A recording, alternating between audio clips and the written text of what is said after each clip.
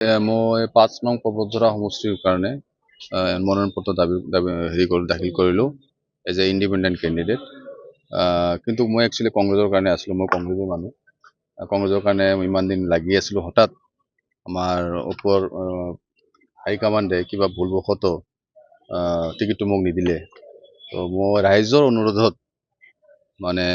অনুৰোধত মই আগবাঢ়ি আহিব লগা হ'ল। কিন্তু মোৰ ইচ্ছা নাছিল ৰাইজৰ মুখৰ পিনে চাই মোৰ শুভাকাংক্ষী আৰু মোৰ কৰ্মীবিলাকৰ ইচ্ছাৰ কাৰণে, আৰু লগতে আমাৰ যে আৰু 10জন কেণ্ডিডেট আছে কংগ্ৰেছৰ কাৰণে দাবীদাৰ আছিলে, সিহঁতে গোটেইকেইটা মিলি মোক ক'লে যে আপুনি খেলক, আমি চবে মিলি হেল্প কৰিম, আৰ্থিকভাৱেও সহায় কৰিম, শাৰীৰিকভাৱেও সহায় কৰিম। কিন্তু আমি যে কংগ্ৰেছে যে আমাৰ ওপৰ মহলৰ হাইকমাণ্ডৰ পৰা যিটো ভুল কৰিছে, যিজন কেণ্ডিডেট প্ৰক্ষেপ কৰিছে, সেই ভুলটো আমাক শুধৰাই দিব লাগিব। তেখেতৰ ৰাইজৰ কথা, আমাৰ কৰ্মীৰ যিমান বুথ লেভেলৰ পৰা আৰম্ভ কৰি আজি চব বাহিৰত মোৰ বুথ লেভেলৰ পৰা আৰম্ভ কৰি আমাৰ মণ্ডল প্ৰেচিডেণ্ট, ব্লক প্ৰেচিডেণ্ট, আৰু লগতে মোৰ যিবিলাক মোৰ বন্ধু, আমাৰ যিবিলাক এছপাইৰেণ্ট কেণ্ডিডেট আছিলে, চবেই আহিছে মোৰ লগত।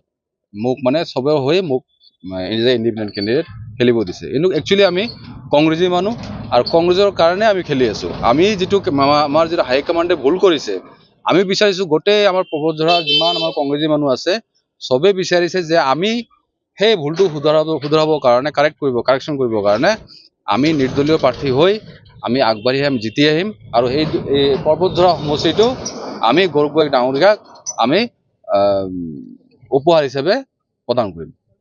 আপনি নিৰ্দলীয় প্ৰাৰ্থী হিচাপে অৱতীৰ্ণ হোৱাৰ কাৰণটো মই ক'লোৱে আপোনাক, যে চেষ্টা কৰি আছিলোঁ, যথেষ্ট কাম কৰিছিলোঁ ৰাইজৰ কাৰণে, আমাৰ পাৰ্টিৰ কাৰণে। মই ভুলবশতঃ বুলি ক'ম, পাৰ্টি ভুল কৰিলে, কিবা ৰিপৰ্ট ল'বলৈ ভুল কৰিলে নে কি কৰিলে, ভুলবশতঃ কেণ্ডিডেট বেলেগ হৈ গ'ল। যিহেতু কংগ্ৰেছে এটা প্ৰাৰ্থী যিজন প্ৰাৰ্থী দিছে, সেইজন প্ৰাৰ্থী লাষ্ট মুমেণ্টত জইন কৰিছে, লাষ্ট মুমেণ্টত এপ্লাই কৰিছে। আমি ইমান 11জন কেণ্ডিডেট আজি 1 বছৰৰ পৰা মাৰ্কেটত ঘূৰি আছোঁ, কাম কৰি আছোঁ, চবে মিলি কাম কৰি আছোঁ।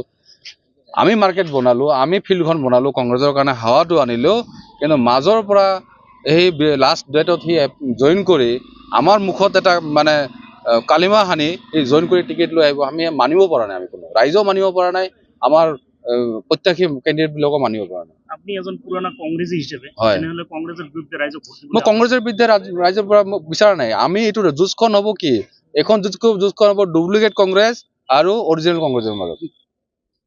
ঠিক আছে,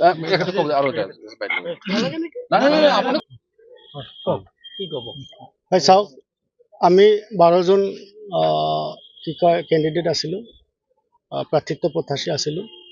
তাৰে ভিতৰত আমি কংগ্ৰেছী বহুত দিনৰ পৰাই আমি প্ৰাৰ্থিত্ব বিচাৰিও আছিলোঁ। আমি গাঁৱে ভূঞে পৰ্বতঝৰা অঞ্চলত আমি কংগ্ৰেছৰ প্ৰচাৰো কৰি আছোঁ। কিন্তু এটা দুৰ্ভাগ্য যে সিদিনা কংগ্ৰেছৰ প্ৰাৰ্থিত্ব প্ৰত্যাশীৰ যিটো লাষ্ট ডেট আছিল, সেইদিনা আজি যিটো প্ৰাৰ্থী, তেওঁ সেইদিনা কংগ্ৰেছত জইন কৰিছিল। আৰু মই আচৰিত এটা কথাত হৈছোঁ যে কংগ্ৰেছৰ অবজাৰভাৰবিলাক যে আহিছিল, অবজাৰ্ভ কৰি যোৱাৰ পিছতহে এখেতে জইন কৰিছে। গতিকে আমি কংগ্ৰেছীসকলে কিন্তু টিকেট পোৱা নাই। টিকেটটো মই ভাবোঁ যে এইটো আমাৰ ঊৰ্ধ্বতম কৰ্তৃপক্ষই এইটো কিবা আমাক ৰাইজৰ আশা আকাংক্ষাত চেঁচা পানী ঢালি দিছে।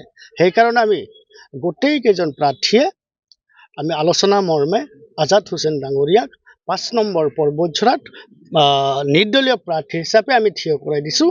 আৰু ৰাইজেই এইটো বিচাৰিছে যে আজাদ হুছেইন ডাঙৰীয়াই পৰ্বতঝৰাৰ পৰা বিধায়ক হৈ যাব লাগে।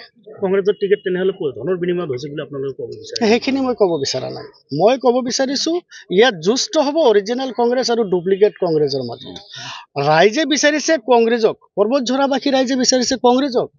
পৰ্বতঝৰাবাসী ৰাইজে এইবাৰ কংগ্ৰেছক ভোট দিব বুলি থিৰাং কৰি থৈছে। কিন্তু এতিয়া এটা যিয়ে প্ৰাৰ্থিত্ব পাইছে তাৰ কোনো গণভিত্তি নাই।